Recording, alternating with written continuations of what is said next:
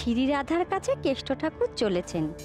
প্রেমের জ্বালা বড় জ্বালা গো। দাদাবাবু, দাদাবাবু আপনি কোথায় যাচ্ছেন? কেন, সে খোঁজে তোর কি দরকার? না না, বলছিলাম যে ওদিকে তো বিনু দিদির ঘর, তাই আর কি। আপনি যদি বিনু দিদির ঘরে যান তো বিনু দিদি সেখানে নেই গো। ঘরে নেই? না, বিনু দিদি তো আপনার ঘরে গেছেন। আমার ঘরে বিনোদিনী? না না না, হবে না। আমি স্পষ্ট দেখেছি বিহারী ঠাকুরপো ওই চিরিতনের গোলামটাই ফেলেছিলেন। আরে ভারী মুশকিল, সে তো কখন থেকে আমার হাতে।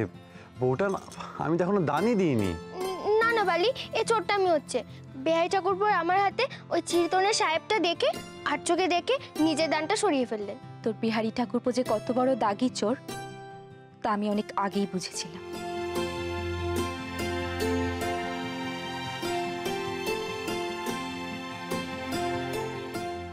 না না, আমি কোনো কথা শুনবো না। হয় বিহারী ঠাকুরপোকে হার মানতে হবে, না হলে আবার নতুন করে খেলা শুরু করতে হবে। অপরাধীর অপরাধ প্রমাণ হলো না, কিন্তু বিচার হয়ে গেল। এটা কিন্তু ঠিক হচ্ছে না বউঠান। খেলা হচ্ছে বুঝি? আরে মহিন্দাও এসে গেছে। কি মহিন্দা, একদিন হবে নাকি?